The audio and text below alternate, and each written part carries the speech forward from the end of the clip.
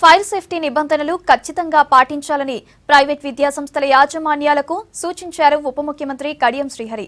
విద్యార్థుల రక్షణకు అన్ని రకాల జాగ్రత్తలు తీసుకోవాలన్నారు. ప్రైవేట్ స్కూల్ సమస్యలపై యాజమాన్యాలతో మంత్రి కేటీఆర్తో కలిసి చర్చించారు కడియం.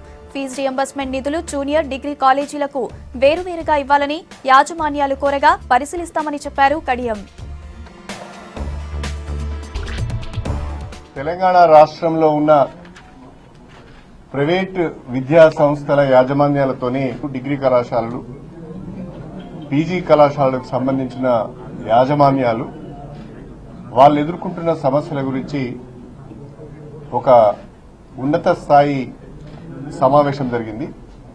ప్రతి ఇన్స్టిట్యూషన్ కూడా ఒక ఎస్కేప్ రూట్, ప్రతి స్కూల్లో కూడా ఒక ఏదన్నా అన్ఫార్చునేట్ ఇన్సిడెంట్ జరిగితే ఒక ఎస్కేప్ రూట్ అనేది ఉండాలి. కాబట్టి ప్రతి ఇన్స్టిట్యూషన్ లో కూడా ఒక ఎస్కేప్ రూట్ ను మీరు ఏర్పాటు చేసుకోవాలి.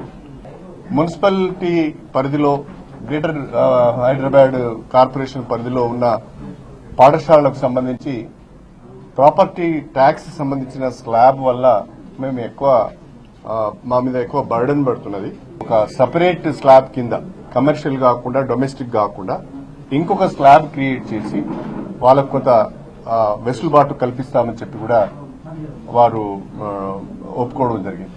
Every month on the average 200 కోట్ల రూపాయలు మనము ఫీ రీఎంబర్స్మెంట్ కొరకు రిలీజ్ చేస్తున్నాం.